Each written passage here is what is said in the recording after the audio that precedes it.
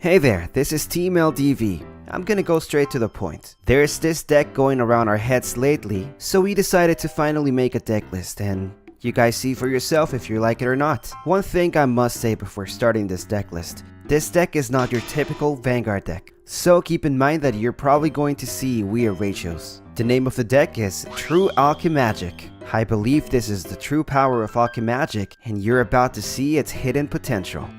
Let's start by introducing the Iron Anchor Resentment Dragon, which is going to be the boss of this deck. The skill continues on VC. When you would play a normal order, you can bind a normal order with the same card name from your drop, and Alchemagic. So here's why Anchor instead of Zorga. Anchor can double powerful, impactful cards, and abuse the effects by doubling them, especially Nectar of Sensations. This deck doesn't use many resources, so it can't be damage denied or soul denied. It's versatile, it's a graveyard toolbox, it has removal and heavy plussing. It also doesn't care at all for Persona Ride, and it's extremely budget friendly.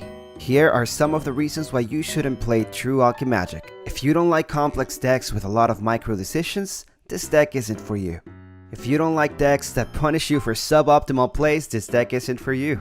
And finally, if you want to Persona Ride, then this deck isn't for you.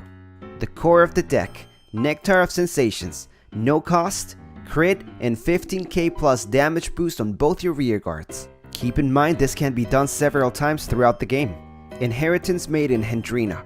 She's your most reliable source of mill. She's free, it's a 10k body, it's a 5k shield, it can reduce your Soul Blast so you have Soul Blast for the next card on the list. The star of the show is Fleet Eater. He's a great beat stick, works amazing once opponent is at 5 damage and or with Nectar. Can reach very high numbers plus boost, and abuse perfect guards, forcing 3 cards at a time. Regurgitation from the underworld.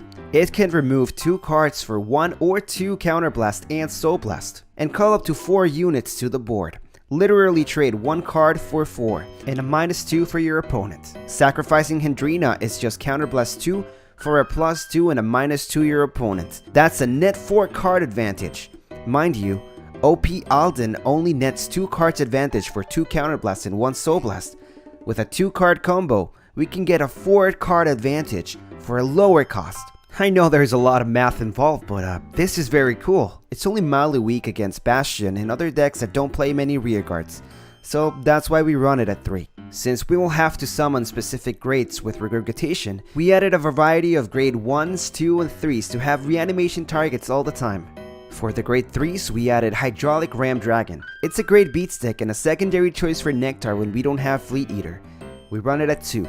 For the grade 2s, we have our main mailer Hendrina and our main beat stick Fleet Eater. We run 2 Spurring maiden Ellenia. She's going to enable us to revive our Fleet Eaters or any other grade 1 boosters that we need, while still being able to play orders that turn. For the grade 1s, we play Lady Demolish. Grade means to build a graveyard, non-mandatory, and has early pressure. Next, we have Fairy of Blighted Love. Later pressure and recursion for the Nectar spam. Our last grade 1 unit is Rogue Headhunter. Can reduce the cost of Regurgitation and bypass damage denial, and it's a 13k permanently, basically. Other orders. Our lack of Counterblast use leaves a large opening to abuse, so we chose these for the time being as our Counterblast outlet. Overcoming the Unnatural Death. It's a +1 on grade 2 turns, and a way to recover our second order as well.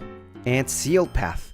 1 card to reduce 1 damage. It's an order, so it synergizes with the right deck and the previous card. For the trigger lineup, it's pretty simple.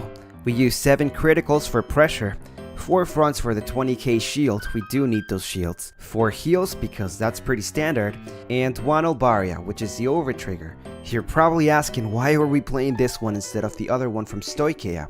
Well, it's pretty simple. 1, to keep it budget, the deck doesn't really need the Stoicheia overtrigger, while Olbaria can give 2 Fleet Eaters 100 million, and if you do that on a Nectar turn, you're asking for 6 cards to guard.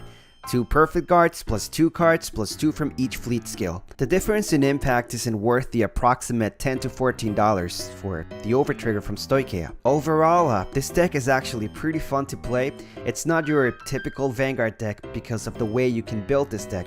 There is definitely so many ways to build this deck, add things, and take out other stuff that we have been trying for the past weeks, but it definitely stands up to the big guys. Hopefully this helps you on what to look for in set 2, and have fun mastering the arts of true alchemagic. After all, this is just a theory. Okay.